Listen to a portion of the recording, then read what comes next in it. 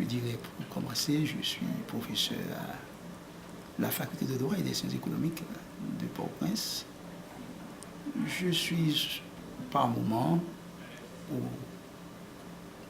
de plus en plus souvent, invité comme professeur dans d'autres universités à intervenir. J'ai un parcours, comme il a dit, de professeur et de professionnel. J'ai travaillé comme avocat. J'ai encore un cabinet d'avocats, mais c'est beaucoup plus fonctionnel avec mes collaborateurs, étant entendu que moi je suis beaucoup plus intéressé à la recherche, à l'enseignement. Quoi vous dire encore, je suis également membre du comité juridique interaméricain, je viens d'être élu. Et je fais beaucoup de recherches pour ce qui concerne les sujets de mes préoccupations. Les autres aspects du droit ne devraient pas tout à fait m'intéresser, comme la philosophie du droit, l'anthropologie juridique.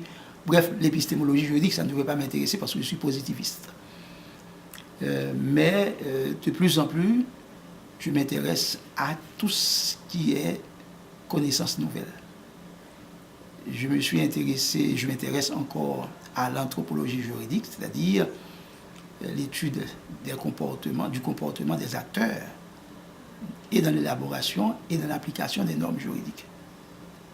Je suis intéressé à la philosophie du droit et actuellement je fais des réflexions en rapport avec le droit et la religion. Bien, j'ai dit tantôt que le système juridique haïtien est fondamentalement basé sur les textes écrits et les textes écrits en français.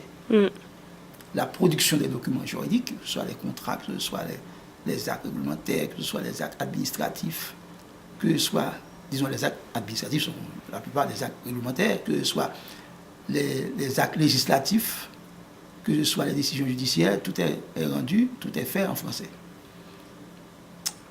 Il reste à savoir si la décision rendue est accessible à la compréhension de la majorité des Haïtiens qui parlent tous le créole. Je ne suis pas certain.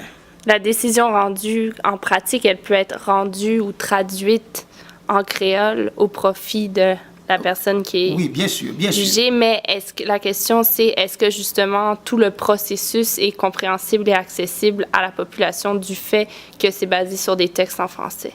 Alors, il y a un aspect particulier que je devrais quand même souligner avec vous, c'est que dans le système haïtien, comme d'ailleurs dans beaucoup d'autres systèmes juridiques, il ne fait aucune obligation aux justiciables d'avoir recours au service de professionnels du droit. Il n'y a pas d'obligation. Il peut lui-même défendre sa propre cause. Alors, la loi lui permet de défendre lui-même sa propre cause. Mais dans la pratique, le professionnel du droit est là pour encadrer le justiciable. Et le justiciable ne prend pas de risque, à quelques rares exceptions près, le justiciable ne prend pas de risque d'aller défendre sa propre cause en justice. Or, comme le professionnel du droit, qui est le représentant du justiciable en justice, connaît le langage du droit, connaît le langage de la justice, dans ses rapports avec la clientèle, il lui explique très clairement ce qui se passe, ce qui va se passer. Pas forcément dans les détails, mais dans ce qui est essentiel de la décision. Premièrement. Deuxièmement, en matière pénale, quand une décision condamne un accusé à la peine d'emprisonnement, par exemple,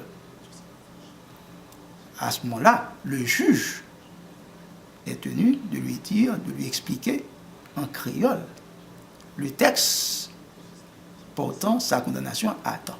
Et le juge lui dit, voici à quoi il est condamné, parce que lui, il est là, il est présent au tribunal.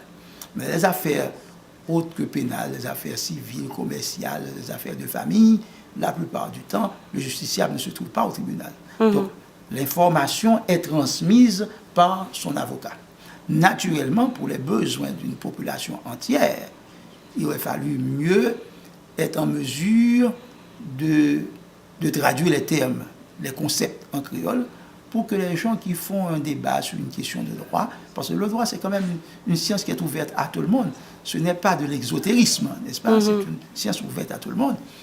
Donc, pour les besoins de la connaissance du droit, et je pense qu'on gagnerait à traduire les textes en créole. Mais il est certain que la traduction des textes en créole n'apportera pas forcément satisfaction à tous les intéressés, dans la mesure où il y a des termes techniques que l'on ne peut pas traduire. Il y a une impossibilité de traduire, et puis il y a aussi des difficultés dont vous avez parlé justement dans la traduction qui font qu'il peut y avoir comme une transformation des concepts. Bien sûr. Voilà. Vous avez terminé à la fin sur le concept de convergence, justement. Quel serait le scénario idéal de convergence pour la situation du droit haïtien? Et premièrement, il faut une convergence locale, nationale, qui permettrait que l'on puisse comprendre les concepts juridiques employés en français et traduits en créole. Ce qui est une tâche difficile, ardue. Et j'ai donné quelques exemples, même des exemples de locution de concepts latins traduits en français et qui donnent des problèmes très sérieux de traduction.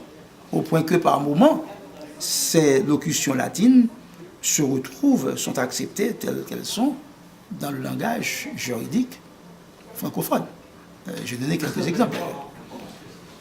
Et s'il faut en plus aller vers la convergence des instruments juridiques internationaux, vers le français ou encore vers le créole, ça va être très très compliqué.